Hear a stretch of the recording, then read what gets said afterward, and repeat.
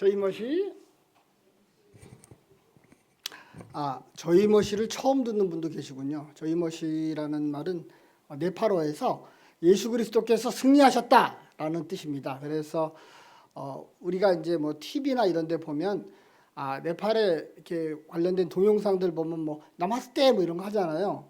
그거는 힌두교도들이 쓰는 인사고 크리스찬들은 저희 멋이라는 인사였습니다. 우리 한번 연습 한번 해볼까요? 언제라도 네팔 크리스찬을 만났을 때 혹은 네팔에 가셨거나 한국에서 만났을 때 이렇게 인사하면 좋을 것 같아요. 손을 이렇게 합장하고요. 저희 멋이 감사합니다. 지난주부터 우리가 오늘까지 선교 학교를 하고 있습니다. 선교 학교를 준비하게 된 것은 저희가 이제 네팔에서 사역하고 있을 때 이제 목사님과 단기 선교 관련해서 여러 가지 이렇게 카톡을 나누고 그러면서 우리 성도님들이 처음 가시는 분도 있고 또 굉장히 많은 분들이 우리가 네팔 선교를 강부리교회가 잘 하고 있지만 잘 모르는 사람, 그 어떤 구체적인 내용은 모르는 사람들도 있어서 좀 소개하는 시간이 있었으면 좋겠습니다. 그래서 준비를 했었고요. 근데 이제 한국에 와서 목사님이 하루 전화를 주셨어요. 오늘 그 메시지를 좀 전했으면 좋겠습니다. 이렇게 말씀을 하셔서 어떤 내용의 메시지를 전하면 좋을까 이렇게 기도하다가 계속 제가 그 8월 마지막 주에 왔는데 그때서부터 계속 새생명 축제를 준비하고 계셨고 다음 주가 또 새생명 축제가 있는 날이고 지난주부터 저는 선교 학교를 이렇게 진행했고 또 새생명 축제 끝나면 바로 네팔 단기 선교가 이어지는 이런 상황에서 다른 말씀도 좋지만 전도와 선교에 대한 말씀을 나누는 것이 더 좋지 않을까 이렇게 생각을 했습니다. 근데 이제 성경 본문 중에 하나님께서 선교의 주인공이시고 실제적으로 선교는 하나님께서 하시는 거기 때문에 성경 말씀 전체를 선교라는 제목으로 혹은 전도라는 제목으로 풀어낼 수 있습니다. 그런데 말씀 자체가 아주 구체적으로 누가 들어도 이 말씀은 전도와 관련된 선교와 관련된 그런 말씀이지 라고 하는 내용이 그리 많지는 않아요. 깊이 들어가면 어떤 말씀을 펴도 하나님의 선교를 읽을 수 있지만 한 번에 봤을 때 이 말씀은 선교적 말씀이잖아요. 이게 그리 많지는 않아요. 그러다 보니 설교자는 이제 어떤 부분이 어렵냐 하면 이렇게 본문을 들으면 이제 신앙생활을 오래 하고 하신 분들은 미리 이제 머릿속에 떠오르는 그림이 있죠. 아마 설교자께서 이런 내용으로 설교하실 거야. 그리고 이제 서론과 본론을 조금 들었을 때 예상했던 것과 비슷하면 그때서부터 설교가 재미가 없고 은혜가 안 되고 졸린 것 같은 거예요. 그렇기 때문에 설교자는 본문을 굉장히 좀 잘 준비해야 되는데 그래서 어떤 본문을 준비하면 성도들이 이 말씀이 그런 뜻이야? 라는 의미를 줄까 해서 기도를 많이 했는데 여전히 여러분들이 다 아시는 이 말씀을 준비하게 되었습니다. 제가 이 말씀을 준비하면서 특별히 하나님께서 주신 깨달은 은혜들이 있고 그것에 대해서 여러분들과 함께 나누고 싶습니다. 오늘 본문 굉장히 유명한 본문이죠. 예수님께서 십자가에 돌아가셨습니다. 사흘 만에 부활하셨습니다. 그리고 40일 동안 제자들과 다니시면서 여러 곳에서 예수님의 부활을 증거하셨습니다. 오늘이 마지막 날이고요. 예수님은 이제 승천하실 것입니다. 아직 제자들은 어떤 분위기인지 모르는 거죠. 만약에 예수님께서 사전에 말씀하셨으면 얘들아 내가 오늘 승천한다. 그러면 제자들은 어떤 다른 것에 대해서 흥분했을지도 몰라요. 내가 예수님의 승천을 직접 보는 건가? 근데 이제 그런 말씀이 없으시고 계속 제자들과 이곳저곳을 다니시면서 부활을 증거하시니 제자들은 이런 생각을 한 거죠. 예수님께서 메시아가 되신 제자들이 생각하는 메시아는 정치적, 군사적 메시아입니다. 이스라엘 사람들을 다 모아서 하나의 강력한 군대로 만들고 로마와 한판 붙어서 결국은 로마를 박살내고 이스라엘이 다윗과 솔로몬 시대의 영광을 쟁취하는 그날을 솔로몬이 죽은 다음부터 지금까지 1000년 동안 이스라엘 사람들이 기다려왔는데 이분 예수 그리스도가 메시아이시니까 이런 것을 하지 않을까? 그때가 지금인가? 이것들이 제자들의 관심이었고 그 제자들이 예수님께 물었을 때 예수님이 답변하시는 부분입니다. 오늘 본문이 우리에게 세 가지 정도의 가르침을 주는 것 같습니다. 오늘 본문이 주는 첫 번째 가르침은 사람의 관심사와 하나님의 관심사가 다르다는 것입니다. 사람들은 어떤 것에 관심이 있습니까? 제자들이 좋은 모델이죠. 예수님의 왕국을 완성하시면 나는 그 자리에서 어떤 직 맡을까? 우리가 지난 3년 동안 너무너무 고생하면서 예수님을 따랐는데, 핍박과 환난을 받으면서 예수님을 따랐는데, 이제 예수님이 죽음의 권세도 이기시고 부활하셨으니 그런 주님이 왕이 되시면 나는 얼마나 출세할까? 나는 얼마나 잘 될 수도 있을까? 이것이 제자들만의 문제입니까? 지금 우리들도 그렇지 않습니까? 여러분들의 신앙생활과 기도생활을 한번 검토해 보셨으면 좋겠습니다. 주로 무엇을 위해 기도하십니까? 돈을 더 많이 벌고 세상에서 출세하고 자녀들이 좋은 학교 가고 자녀들이 잘 되고 더 넓은 평수의 아파트, 더 좋은 자가용, 그런 것들이 여러분들의 관심사가 아닙니까? 그런데 하나님의 관심사는 그것이 아니라는 거예요. 우리가 이 땅에서 잘 먹고 잘 사는 게 하나님의 관심사가 아니라 하나님의 관심사는 예수님의 대답에서 나온 것처럼 예수 그리스도의 복음이 땅 끝까지 전파되는 것이 하나님의 관심사라는 것입니다. 오늘 이 본문 중에서 우리는 1장 8절만 주일학교 때부터 열심히 외웠을 것 같아요. 그런데 그 6절의 질문이 혹시 우리들의 삶은 아닌지, 혹시 나의 삶은 아닌지 다시 한번 여러분들의 기도 생활과 신앙 생활을 돌이켜 봐야 할 것입니다. 오늘 본문이 주는 두 번째 교훈은 성령이 임하시면 권능을 받는다는 것입니다.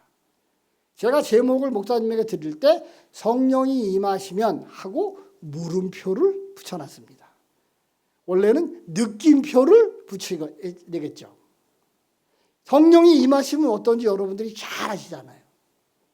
그런데 제가 왜 물음표를 붙였을까요? 성령이 임하실 때 우리가 알고 있는 것과 뭔가 좀 다른, 실제 이 성경이 말하는 뭔가 다른 것이 있지 않을까? 성령이 임하시면 권능을 받는다고 예수님께서 말씀하셨는데 그 권능이 복음 전도와 관련이 있다는 것입니다. 제가 네팔에 있을 때 온라인 유튜브에서 이런 설교를 하나 들은 적이 있습니다. 굉장히 유명하신 한국계 미국 젊은 목사님이시고요. 그 선교 동원으로 굉장히 유명하신 분이에요. 그래서 이름만 대면 젊은 세대들은 그 목사님 정말 설교 잘하시고 정말 사역 잘하시는 분이세요. 이런 목사님이 계세요. 그분이 이제 동일한 본문을 가지고 설교하시면서 이런 말씀을 하셨어요. 성령을 간절히 기다리면 성령께서 오십니다. 아멘입니까? 간절히 기다리면 성령께서 오시죠. 이 목사님이 어떤 본문을 근거로 그 말씀하셨냐면 사도행전 1장 4절을 그분이 읽어주시면서 말씀하셨어요. 1장 4절 한번 열어주시겠습니까? 함께 읽겠습니다. 사도와 함께 모이사 그들에게 분부하여 이르시되 예루살렘을 떠나지 말고 내게서 들은 바 아버지께서 약속하신 것을 기다리라. 그리고 이 제자들이 예수님이 승천하신 다음에 실제적으로 예루살렘에 모여서 매일매일 기도했습니다. 그분들은 며칠 기도했대 성령을 줄 몰랐지만 열흘 뒤에, 그 열흘이 오순절인데 열흘 뒤에 성령께서 실제적으로 임했고 교회가 폭발적으로 복음을 증가하기 시작했습니다. 그렇기 때문에 내게서 들은 바가 성령에 관해서 예수님이 들은 것인데요. 요한복음 14장부터 16장까지 예수님이 성령에 대해서 말씀하십니다. 성령이 오시면 이러이러한 일이 일어날 것이다. 그리고 그들이 간절히 기도했더니 아버지께서 보내시기로 약속한 성령을 보내주신 거죠. 성령을 간절히 기다리면 성령이 임하십니다. 이렇게 설교하셨어요. 아멘이죠? 아멘이 아닐 수도 있다는 거예요. 이 말씀이 그 당시에는 아멘이었습니다. 왜냐하면 그 당시 제자들은 아직 성령을 받지 못했어요. 그렇기 때문에 그들은 기다려야 했고 예수님께서 말씀하신 대로 열흘 뒤에 성령이 임하고 강력한 권능을 받았습니다. 만약에 여러분들이 오늘 처음 복음을 듣는 분들이시라면 이 말씀은 아멘입니다. 오늘 처음 복음을 들으신 분 계실까요? 여러분들은 오랫동안 신앙생활을 해오셨습니다. 성령은 여러분께 언제 임했습니까? 여러분이 예수 그리스도를 여러분의 구세주와 주인으로 영접하고 믿기로 결단했을 때 그때 성령이 오셨습니다. 아멘입니까? 여러분들은 모두 다 믿는 분들이시죠? 여러분들 안에 성령이 거하고 계십니다. 아멘입니까? 그러면 다시 묻겠습니다. 여러분들은 권능을 받았습니까? 아멘이 작아졌죠? 여러분이 듣기에도. 다시 한번 묻겠습니다. 여러분들은 권능을 받았습니까? 예수님의 말씀은 하나님의 말씀입니다. 성경 말씀이 하나님의 말씀으로 우리는 모두 아멘으로 받습니다. 그렇기 때문에 이 말씀은 아멘입니다. 그런데 내 생활에서는 아멘이 아닌 것 같은 거예요. 내가 권능 있게 생활하지 못하는 것 같은 거예요. 그렇지 않습니까? 모든 크리스찬들이 성령의 권능으로 생활을 한다면 예수님이 금방 재림하셨겠죠. 어쩌면 우리가 태어나기 전에 재림했을 수 있으셨겠죠. 그런데 우리가 이 말씀을 아멘으로 받고 이 말씀이 하나님의 말씀이고 진리라고 받지만 그리고 내 안에 성령이 있는 것을 확신하지만 여전히 우리는 권능이 없는 것 같은 거예요. 그렇다면 말씀이 잘못된 것입니까? 여러분 안에 성령이 있지 않은 것입니까? 그렇지 않지요. 성령이 권능을 발휘해야 되는데 여전히 내 속에 있는 어떤 것이 이것을 바울은 자신의 옛 성품이라고 했습니다. 나의 옛 자아가 성령이 권능을 발휘하지 못하게 하고 있는 거예요. 제가 한국에 와서 종종 청년들에게 이런 말 듣습니다. 한국에서는 공개적으로 그렇게 예수님 얘기하고 복음 얘기하면 사람들이 싫어해요. 1대1로 조용히 은밀하게 해야지 복음 증거하고 교회가 나와서 전도지 주고 이런 거 사람들이 싫어해요. 사람들에게 민폐 끼치는 거예요. 이 지혜를 하나님께서 주셨을까요? 사탄이 교묘하게 우리를 속이고 있는 겁니다. 우리가 여기서 예수님 얘기하면 이 사람들이 싫어할 거야. 민폐 끼치는 거야. 그러니까 내가 마음은 예수님을 전하고 싶지만 좀 나 자신을 절제시키고 참아야 해. 지금은 때가 아닌 것 같아. 언제 때가 오겠습니까? 성령이 권능을 발휘할 그때가 때인 거예요. 내가 이 사람에게 복음을 전해야 되겠다는 마음이 오면 그때가 때인 거예요. 그런데 우리는 이 말씀을 줄줄 1장 8절을 항상 머릿속에 암기하고 누구든지 다 암송할 수 있지만 생활에서 권능이 발휘가 안 되고 있는 것입니다. 성령이 임하시면 권능을 받는데 그 권능은 복음을 전도할 때 받을 수 있습니다. 복음을 전도할 때 성령이 우리에게 권한을 주시는 거죠. 그 권능으로 번역된 단어에서 다이나마이트라는 단어가 나왔습니다. 두나미스라는 단어에서 다이나마이트가 나왔는데 그 권능이 다이나마이트가 터질 것 같은 강력함이 있는 거예요. 여러분들이 복음을 증거하는 그 순간 성령님께서 여러분들을 통해서 역사하십니다. 여러분들은 부끄럽게 복음을 전하는 게 아니라 복음을 전하려고 입을 여는 순간 성령께서 여러분들의 입을 통해서 역사하신 것을 경험하시게 될 것입니다. 성령이 임하셔서 저희가 권능을 받았습니다. 그래서 이제 복음 전도를 하려고 합니다. 그런데 어디서 어떻게 라는 문제가 우리에게 대두됩니다. 그것이 바로 이어지는 말씀. 한번 우리가 본문 안보고 한번 외워볼까요? 예루살렘과 온 유다와 사마리아와 땅 끝까지 이르러 내 증인이 되리라. 아멘. 우리가 복음을 증거해야 될 범위까지 예수님께서 가르쳐 주셨어요. 예루살렘, 유대, 사마리아, 그리고 땅끝.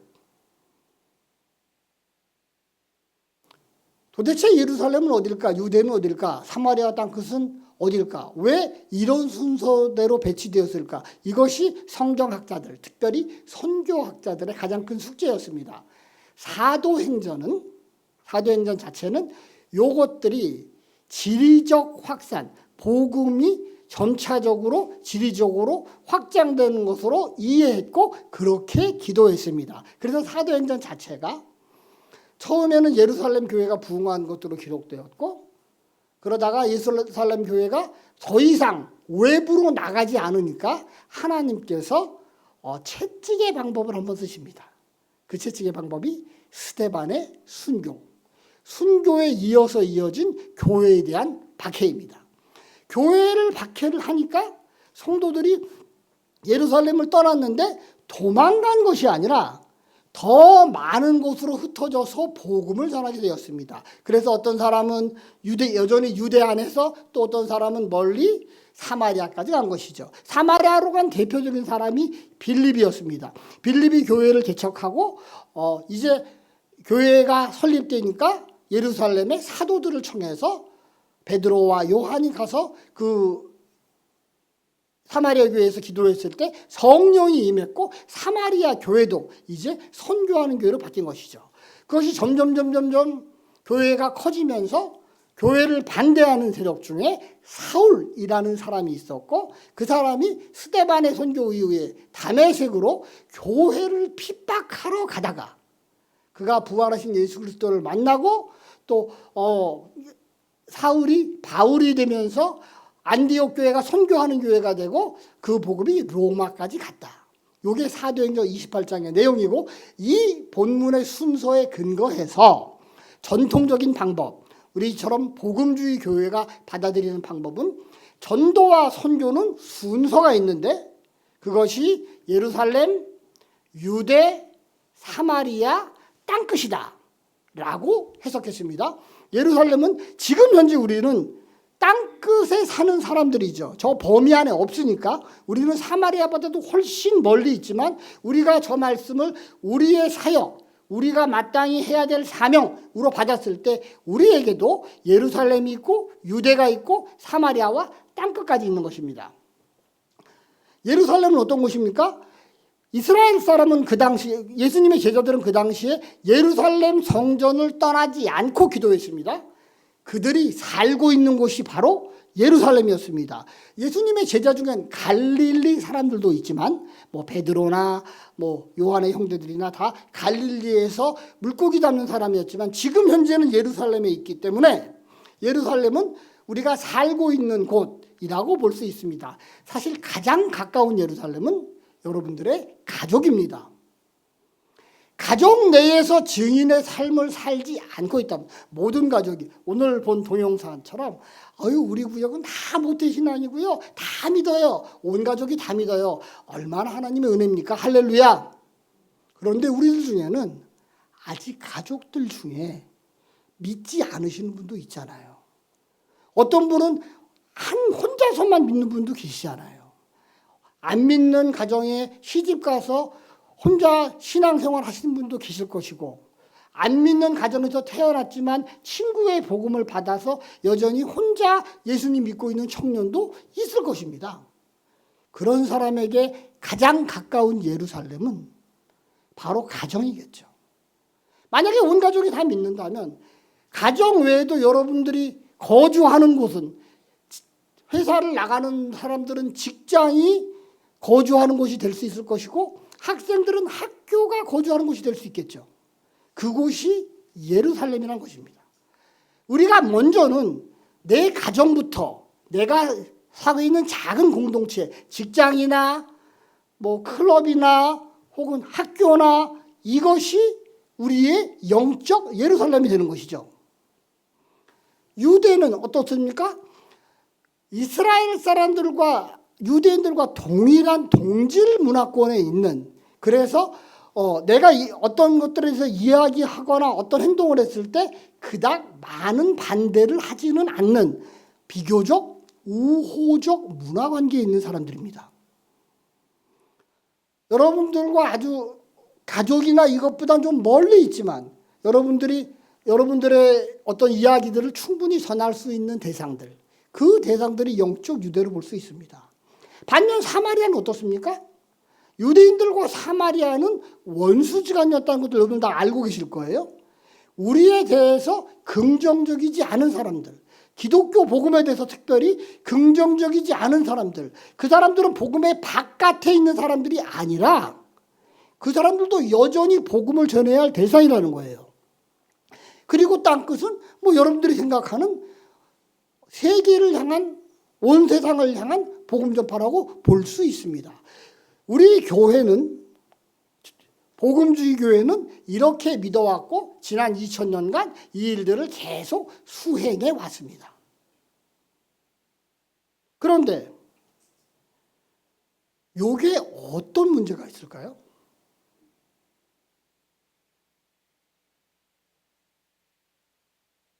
땅끝이 도대체 어디냐는 거예요. 지금 우리는 땅끝이 어딜까요? 미국 교회는 땅끝이 어딜까요? 여전히 예루살렘에도 소수의 크리스찬 그룹들이 있는데 그들은 땅끝을 어떻게 생각할까요? 그러다 보니 이제 복음의 서진설이 나왔습니다. 복음은 서쪽으로 계속 움직였다. 예루살렘에서 시작한 복음이 유럽으로, 그 다음에 아메리카로, 이제 아시아로 왔고, 이 복음이 예루살렘에 도착하면 지구는 둥그니까 한 바퀴 돌아서 땅끝이, 땅의 시작이 땅의 끝이 돼서 예루살렘까지 복음이 증거되면 땅끝까지 복음이 증거된 것이다. 이것이 바로 Back to 예루살렘 운동입니다. 여전히 이것이 하나님의 뜻이라고 기도하신 분도 있고 그 뜻이 맞을 수도 있습니다. 제가 하나님의 계획을 완전히 알 수 없기 때문에 그것은 잘못됐다 이렇게 얘기하지 않습니다. 맞을 수도 있는데 여전히 이렇게 복음이 돌면서 소외되는 지역들이 여전히 많은 거예요. 그래서 또 어떤 사람들이 생각합니다. 땅끝이란 게 예루살렘이라기보다는 또 다른 어떤 곳일 수 있어. 여러분들이 이제 오늘 저녁 때 선교학교에 오시면 또 다른 땅끝을 제가 보여드리길 원하는데, 어쨌든 땅끝에 대해서 계속 끊임없이 해석하는 거예요. 바울이 고린도에서 로마서를 씁니다. 그리고 로마서 15장에 이런 얘기를 하죠. 내가 너희들에게 갔다가 어디로 간다고 썼을까요? 서바나로 가야 된다. 왜 서바나로 간다고 그랬을까요? 그 당시 로마 제국 사람들의 생각에는 서바나가 땅끝인 거예요. 서바나 뒤에는 대서양이 있는데 그 대서양은 지구는 네모나니까 끝. 그렇기 때문에 서바나까지 복음이 전해지면 예수님께서 말씀하신 대로 땅끝까지 복음이 전해진 것이고 그러면 예수님이 오실 거야. 그래서 바울이 간절히 서바나에 가기를 기도했습니다. 이상한 것은 바울은 왜 동쪽은 생각을 안 했는가 모르겠어요. 그 당시 로마 제국의 옆에는 파르티아라는 제국이 있고, 즉 페르시아, 이란, 이라크들이 있는 것들을 로마 사람들이 알았는데 어쨌든 바울의 관심이 서쪽에 있었습니다. 하나님께서 서로 다른 은혜를 주시니까 바울에게는 그런 은혜를 준 것 같습니다. 여러분, 땅끝이 어디입니까? 이 땅끝이 어려운 거예요. 이 네 지역에 대한 또 다른 해석들이 있습니다. 그건 어떤 해석이냐 하면 다수에 의한 동시다발적 은사적 섬김이다. 말이 어렵죠. 다수에 의한 동시다발적 은사적 섬김이다. 다수에 의한이라는 얘기는 여러 사람이 가야 된다는 거예요. 여러 사람이. 동시다발적이라는 것은 전통적으로 먼저 예루살렘이 복음화되면 유다의 복음을 전하면 되고 그 다음에 사마리아 가면 되고 땅끝에 가면 된다. 대한민국이 조선시대 때 복음을 받았는데 주로 두 나라 선교사들이 왔습니다. 영국과 미국. 영국이 완전히 복음화된 다음에 선교사를 보냈을까요? 아니요. 미국이 완전히 복음화된 다음에 선교사를 보냈을까요? 역시 아니요. 대한민국은 선교사 파송 2위 국가입니다. 근데 대한민국이 완전히 복음화됐습니까? 역시 아니요. 우리가 여전히 복음이 필요하지만 이것도 해야 되고 저것도 해야 되기 때문에 사람들을 동시다발적으로 다수를 보낸다는 거예요. 그런데 은사가 있다는 거예요. 어떤 사람은 예루살렘 선교에 강한 사람이 있고, 어떤 사람은 유다까지 갈 수 있는 은사가 있고, 어떤 사람은 특별히 사마리아나 땅끝까지 갈 은사가 있는 사람이 있다. 그래서 땅끝에 갈 은사를 받은 사람을 선교사라 그러죠. 선교는 선교사가 하는 거고, 국내 목회는 우리 목사님들이 하는 거고, 우리 평신도 성도님들은 동네 목회를 하면 된다, 동네 전도를 하면 된다 라고 생각하는 거예요. 여러분들은 방학동을 맡으시고, 또 어떤 분들은 더 크게 서울을 맡으시고, 어떤 분들은 더 크게 대한민국을 맡고, 해외 선교는 2,000명이나 되는 선교사들을 전 세계에 보내놨으니 그분들이 잘하면 땅끝까지 복음이 전파될 것이고 예수님이 오실 거야 라고 이 본문을 해석하는 것입니다. 이 본문이 맞을까요? 앞에 있는 순서대로가 맞을까요? 어떤 해석이 맞을까요? 둘 다 동일하게 서로 맞다고 주장하는 학자들이 있습니다. 이 두 번째 주장의 문제는 뭘까요?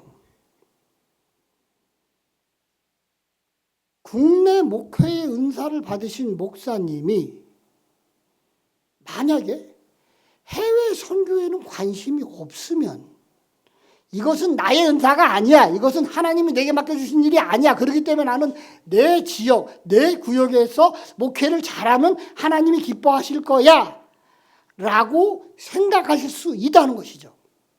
굉장히 크고 좋은 교회 중에 선교에 대해서는 별로 관심이 없는 교회들이 왕왕 있습니다. 여러분들의 교회는, 강구리 교회는 큰 교회가 아닙니다. 인정하시죠? 하지만 열심히 선교하는 교회입니다. 하나님께서 기뻐하시는 교회예요. 그렇다면 국내 선교에 대해서는, 국내 전도에서는 관심이 없으신가요? 그렇지 않죠. 제가 한국에 네팔에서 들은 얘기만 해도 굉장히 좋은 얘기들을 많이 들었어요. 매주일 반찬으로 섬기시는 거 아주 좋은 전도와 선교의 방법입니다. 1년에 한 번 삼계탕을 많이 끓여서 동네 어려운 분들 와서 식사하게 하는 거 아주 좋은 방법입니다. 전도를 위해서 여러 가지 아이디어들을 내셔야 돼요. 여러 가지 생각들을 모아서 어떻게 하면 보다 효과적으로 사람들에게 복음을 전할 것인가. 그렇기 때문에 강북우리 교회는 지역 선교도, 예루살렘 선교, 유다 선교, 사마리아 선교도 잘하면서 땅끝 교회도 잘하고 있는 거예요. 그런데 그렇지 않은 교회가 굉장히 많다는 거예요. 자기 교회만 생각을 합니다. 어떤 교회를 선교는 하기는 합니다. 그런데 그냥 목사님의 여러 목양 계획 중에 하나로, 그래도 우리 교회 규모가 한두 나라 정도는 선교해야 되지 않겠어? 라고 해서 한두 선교사한테 협력 헌금 보내주시면서 우리 교회가 선교도 합니다 라는 목사님이 계시다는 거예요. 왜 이분은 이런 생각을 할까요? 내가 받은 은사가, 하나님께서 나를 향한 계획이 이 지역, 이 교회에 있지, 세계 복음화에 대해서는 선교사들한테 그런 은사를 주셨으니, 선교사들한테 그런 기도 제목을 주셨으니 그분들이 할 일이고 내 일은 이것이다 라고 한정한다는 거예요. 그래서 저는 여러분들에게 좀 새로운 방법으로, 새로운 안목으로 이 본문을 읽을 것을 제안드립니다. 제가 제안드리는 새로운 시각은 어떤 거냐면, 한 사람이 감당해야 할 4가지 선교 영역, 한 교회가 감당해야 할 4가지 영역이라는 겁니다. 모든 그리스도인들은, 또 모든 교회는 예루살렘 선교에 집중해야 합니다. 내 집안 식구도 안 믿고 있는데, 나와 가장 친한 친구도 안 믿고 있는데 나는 세계 선교 나가겠어요? 나는 동네마다 매주일 나가서 전도하겠어요? 여러분들의 가정은 여러분들이 지키셔야 합니다. 여러분들의 가정에게 복음을 전할 가장 첫 번째 의무는 바로 여러분 자신에게 있는 것이죠. 그러나 여기에만 집중하면 안 됩니다. 동시에 여러분들이 소속된 좀 더 큰 사회, 유다라는 사회에서 복음을 전할 친구도 여러분에게 있습니다. 그런데 유다라는 사회는 작은 예루살렘들이 모여 있는 거기 때문에 나도 이 지역을 품고 있지만, 나도 도봉구를 품고 있고, 나도 방학동을 품고 있지만 함께 그런 비전을 가진 사람들이 있을 수 있는 거죠. 그래서 그 사람들과 함께 할 수 있는 것입니다.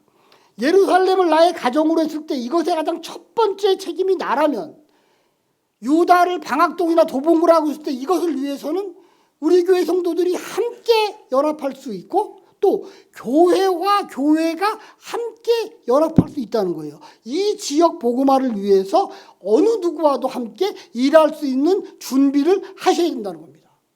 뿐만 아니라 기독교에 대해서 배타적이고 복음에 대해서 배타적인, 저 사람들은 저래봐야 소용이 없어요 라고 생각되는 사람에게들조차 교회가 관심을 갖고 성도들이 관심을 갖고 복음을 들고 나가야 된다는 것이죠. 이것이 바로 사마리아 선교고요.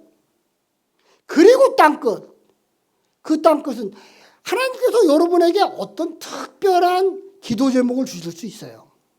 캐나다의 어떤 교회가 그 당시에 한 1000개 정도의 미전도 방언 종족의 자료를 구해서 벽에다 붙여놓고, 우리 성도들이 1000명이니까 한 사람당 한 가정, 한 민족씩 맡으세요. 그리고 그 민족을 위해서 기도하세요 라는 운동을 한 적이 있습니다. 지금 현재 지난주에 강의 들으신 분은 아시겠지만 전 세계의 미전도 방언 종족은 여전히 7,400개의 민족 정도가 여전히 예수님에 대해서 복음을 들어본 적이 없습니다. 7,400교회를 민족을 강부리가 다 맡을 수는 없겠죠. 그 중에 몇 개의 민족이라도, 혹은 특별히 복음화가 안 된 몇 개 나라라도 이렇게 기도 제목으로 해서 함께 기도하면서 그 지역을 위해서 또 필요하면 단기팀도 보내고 그 지역에서 오신 선교사님한테 선교 보고도 들으면서 함께 한다면 그것이 개인이 할 수 있고 또 교회가 함께 할 수 있는 그러한 선교사회일 것입니다. 특별히 하나님께서 교회라는 공동체를 통해 이 일을 함께 할 수 있도록 알려주셨습니다. 혼자서는 다 할 수 없는 일이 교회이기 때문에 가능한 것이죠. 교회에는 전도회 혹은 선교회라는 이름의 모임이 있습니다. 그것을 만들라는 지혜를 주신 분은 분명히 하나님이신데요. 근데 가보니까 전도 얘기나 선교 얘기보다는 그냥 살아가는 얘기만 하더라. 그러니 별로 재미도 없고 그냥 앉아만 있다 옵니다. 그냥 교회에는 그런 모임이 있을 뿐이지만 저는 별로 관심이 없어요. 모임이 문제가 아니라 그 모임을 어떻게 할 것인가에 우리들의 마음이 문제인 거죠. 이름이 전도회라고 모였으면 전도해야죠. 선교회라고 모였으면 선교해야죠. 아니면 그냥 친목회라고 이름을 하시면 돼요. 장년 친목회, 노년 친목회, 청년 친목회. 그런데 하나님께서 우리에게 지혜를 주셔서 전도회, 선교회라는 이름을 붙였으면 그것을 하라고 하나님께서 지혜를 주신 것입니다. 여러분들이 소속된 선교회에서 혹은 전도회에서 또 우리가 이 사람들이 모여서 할 수 있는 것들은 무엇인가, 이것들을 위해서 함께 기도하고 또 지혜를 모을 때 하나님께서 여러분들에게 그 지역에 맞는 좋은 선교적, 전도적 지혜를 줄 줄 믿습니다. 마지막으로 땅끝을, 전 세계에는 200개가 넘는 나라들이 있습니다. 그 중에 70% 이상의 나라들이 여전히 5% 미만의 복음화율이 그렇게 낮은 나라들입니다. 어떤 나라는 1%밖에 안 됩니다. 한 나라 국민들 중에 예수님 믿는 사람이 겨우 1%. 네팔은 3,000명의 인구가 있습니다. 그중에 1.7%만 크리스찬이라 그래요. 그런데 그 크리스찬 중에는 이단도 포함되어 있어요. 선교학자들이 이 사람이 이단인지 아닌지 모르니까 그냥 그래도 십자가 걸려있네라고 해서 크리스찬으로 잡았지. 그래서 실제 복음주의적 크리스찬은 1.4%, 한 40만 정도만 있어요. 3천만 명이 사는 나라에 한 40만 정도의 크리스찬이 있습니다. 이 사람들이 힌두교와 불교의 탄압 속에서, 박해 속에서 여전히 복음을 지키고 있습니다. 나라가 정치적으로 혼란하고 여러분들이 뉴스에서 많이 보셨을 거예요. 그리고 세상 사람들은 어떻게든 교회를 핍박하는데, 그런데 감사하게도 하나님께서 여러분 교회에 이 나라를 품을 수 있는 마음을 허락하셔서 강부르교회가 4년 전부터 이 나라를 섬기고 있습니다. 저희가 11월에 단기 선교를 또 가게 되는데요. 혹시 몇 번째 가는 건지 아실까요? 4번째 단기 선교를 가고 있습니다. 다양한 분들이 지금까지 참석하셨습니다. 장년들도 가신 적이 있고 또 청년들이 가서 섬기기도 했습니다. 목사님께서 말씀하셨지만 자매 결연을 맺은 복도불교회 쩐드라 목사님 분이 오셔서 또 강단에서 네팔의 상황에 대해서 여러분들에게 말씀을 나눈 적도 있습니다. 네팔에서 학교를 운영하는 어느 학교 이사장의 딸이 울산에 사는데 그 자매가 서울에 올 때마다 강부르교 청년들이 가서 기쁘게 맞고 또 함께 예배도 참석하고, 그 자매는 아직 예수님 믿지 않습니다. 그런데 그 자매를 교회로 데려와서 복음을 듣게 하는 거죠. 이런 일들을 여러분들이 하고 있습니다. 이번 11월에 가는 단기 선교는 이제 10분이 가시는데요. 특별히 목사님께서 작년분들이 좀 많이 참석해서 네팔의 현지를 실질적으로 보고 또 강부르교회가 지금까지 어떤 교회를 했는지 좀 봤으면 좋겠다 해서 작년 중심으로 꾸리기로 했는데 좀 더 많은 사람이 참석했으면 좋지 않았을까 하는 아쉬움이 있습니다. 그런데 금년이 끝이 아니니까 내년, 후년 계속 강부르교회가 네팔을 위해서 기도하고 네팔을 어떻게든 섬기기 위해서 기도한다면, 이것이 네팔이라는 나라가 왜 네팔이에요? 하나님께서 강부르에게 던져주신 비전인 거예요. 선교적 비전인 것이죠. 저는 강부르 교회가 단지 네팔만 선교하기를 원하지는 않습니다. 네팔은 시작일 뿐이고 네팔 선교가 어느 정도 이제 잘 진행되고 있을 때 계속 여러 나라들을 품고 계속 여러 나라를 위해서 사람들을 보내고 그 나라를 위해서 기도해야 되겠지만, 어쨌든 지금 주신 비전을 위해서 좀 더 많은 사람들이 내년에는 또 후년에는 또 여러분들이 오시면서 여러분들이 헌금해서 보낸 그 선교비들이 어떻게 사용되고 있고 어떻게 네팔이 변하고 있는지를 경험했으면 좋겠습니다. 말씀을 마무리하겠습니다. 하나님은 우리의 관심사가 우리의 것이 아니라 하나님의 나라가 되기를 원하십니다. 그래서 그 하나님의 관심사를 완성시키기 위해 여러분들에게 이미 성령을 보내셨습니다. 그리고 지금 그 성령이 여러분들 안에서 역사하기를 간절히 바라고 계십니다. 성령의 역사하심으로 권능을 받아서 가깝게는 여러분의 가정부터 시작해서 멀리는 땅끝까지 하나님의 복음을 들고 당당하게 복음의 증인되는 여러분이 되시기를 주님의 이름으로 축원합니다.